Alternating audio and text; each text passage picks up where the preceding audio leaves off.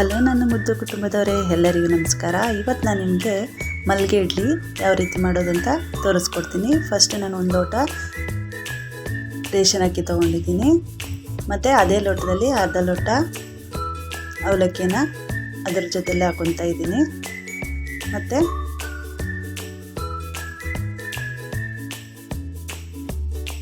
ಉದ್ದಿನಬೇಳೆ ಕೂಡ ಅದೇ ಲೋಟದಲ್ಲಿ ಅರ್ಧ ಲೋಟ ಸಪ್ರೇಟಾಗಿ ಇನ್ನೊಂದು ಪಾತ್ರೆಯಲ್ಲಿ ಹಾಕ್ಕೊತಾ ಇದ್ದೀನಿ. ನೋಡಿ, ಉದ್ದಿನಬೇಳೆನ ಸಪ್ರೇಟಾಗಿ ನೆನೆಸಿಟ್ಕೊಬೇಕು. ನೋಡಿ, ಎರಡೂ ಸಪ್ರೇಟೇ ನೆನೆಸಿಟ್ಕೊಂಡಿದ್ದೀನಿ. ಈಗ ನಾನು ನೆನೆಸಿರೋದನ್ನ ಬೆಳಿಗ್ಗೆ ಒಂದು 10 ಗಂಟೆಗೆ ನೆನೆಸಿದ್ದೀನಿ. ಈಗ ನೈಟ್ ನಾನು ಅದನ್ನು ರುಬ್ಕೊಳ್ಳೋದಕ್ಕೆ ರೆಡಿ ಮಾಡ್ಕೊತೀನಿ. ನೋಡಿ, ಚೆನ್ನಾಗಿ ನೆಂದಿದೆ. ಈಗ ನಾನು ಸಪ್ರೇಟಾಗಿ ರುಬ್ಕೊತೀನಿ. ನೋಡಿ, ಈ ರೀತಿ ಅವಲಕ್ಕಿ ಮತ್ತು ಅಕ್ಕಿನ ನೆನೆಸಿರೋದನ್ನ ಫಸ್ಟ್ ನಾನು ಜಾರ್ಗೆ ಹಾಕ್ಕೊತಾ ಇದ್ದೀನಿ. ನೋಡಿ, ಅವಲಕ್ಕಿ ಮತ್ತು ಅಕ್ಕಿನ ಸಪ್ರೇಟಾಗಿ ನೆನೆಸಿರೋದನ್ನ ಸಪ್ರೇಟಾಗಿ ಹಾಕ್ಕೊಂಡು ಮಿಕ್ಸಿನಲ್ಲಿ ಗ್ರೈಂಡ್ ಮಾಡ್ಕೊತೀನಿ. ಎಷ್ಟು ನೀರು ಬೇಕು ಅಷ್ಟನ್ನು ಹಾಕ್ಕೊಳ್ಳಿ, ತುಂಬ ನೀರು ಹಾಕ್ಕೊಂಬೇಡಿ. ನೋಡಿ, ಈ ರೀತಿ ನುಣ್ಣಗೆ ರುಬ್ಕೋಬೇಕಾಗುತ್ತೆ. ನೋಡಿ, ರುಬ್ಕೊಂಡು ನಾನು ಒಂದು ಪಾತ್ರೆಗೆ ಹಾಕ್ಕೊತಾ ಇದ್ದೀನಿ. ತುಂಬ ತೆಳ್ಳಗೆ ರುಬ್ಕೋಬೇಡಿ, ಸ್ವಲ್ಪ ಗಟ್ಟಿಯಾಗಿ ರುಬ್ಕೊಳ್ಳಿ. ಮತ್ತು ಅದೇ ಜಾರ್ಗೆ ಸಪ್ರೇಟಾಗಿ ನಾನು ಉದ್ದಿನಬೇಳೆನ ರುಬ್ಕೊತೀನಿ. ನೋಡಿ, ಉದ್ದಿನಬೇಳೆ ಎಲ್ಲನೂ ಹಾಕ್ಕೊಂಡು ಸ್ವಲ್ಪ ನೀರನ್ನು ಹಾಕ್ಕೊಂಡು ಚೆನ್ನಾಗಿ ನೋಡಿ ರುಬ್ಕೊಂಡಿದ್ದೀನಿ. ಈಗ ಅದನ್ನು ಕೂಡ ರುಬ್ಬಿರೋ ಅಕ್ಕಿಗೆ ಹಾಕ್ಕೊಂಡು ಮಿಕ್ಸ್ ಮಾಡ್ಕೊತೀನಿ. ನೋಡಿ, ಗಟ್ಟಿಯಾಗಿ ರುಬ್ಕೊಂಡು ರುಚಿಗೆ ತಕ್ಕಷ್ಟು ಉಪ್ಪನ್ನು ಹಾಕಿ ಮಿಕ್ಸ್ ಮಾಡಿ ನೈಟು ಕಲಿಸ್ಬಿಟ್ಟು ಈ ರೀತಿ ಇಟ್ಬಿಡಿ.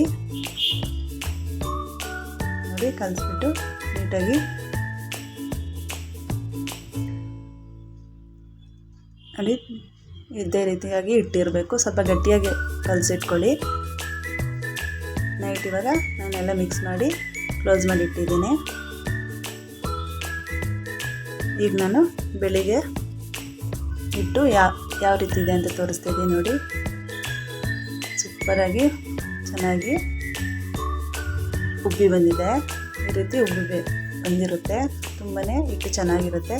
ಈಗ ನಾನು ಇಡ್ಲಿ ಪಾತ್ರೆಗೆ ಹುಣಸೆಹಣ್ಣು ಹಾಕ್ಕೊಂಡಿದ್ದೀನಿ. ಯಾಕಂದರೆ ಸ್ವಲ್ಪ ನೀರನ್ನು ಹಾಕಿ ಹುಣಸೆಹಣ್ಣು ಹಾಕೋದ್ರಿಂದ ನೀರು ಕುದಿಬೇಕಾದ್ರೆ ಪಾತ್ರೆ ಕಲರ್ ಹಿಡಿಯೋದಿಲ್ಲ.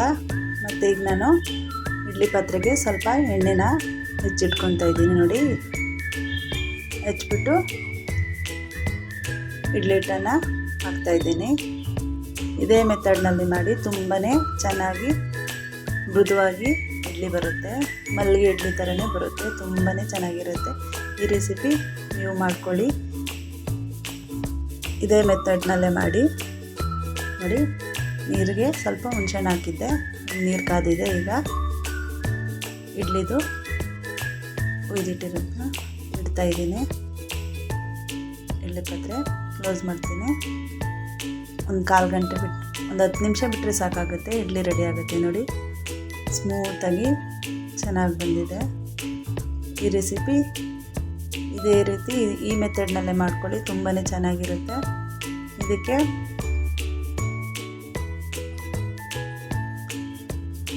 ತಿಳಿ ಬೇಳೆ ಸಾಂಬಾರು ಮಾಡಿಕೊಂಡ್ರು ತುಂಬಾ ಚೆನ್ನಾಗಿರುತ್ತೆ.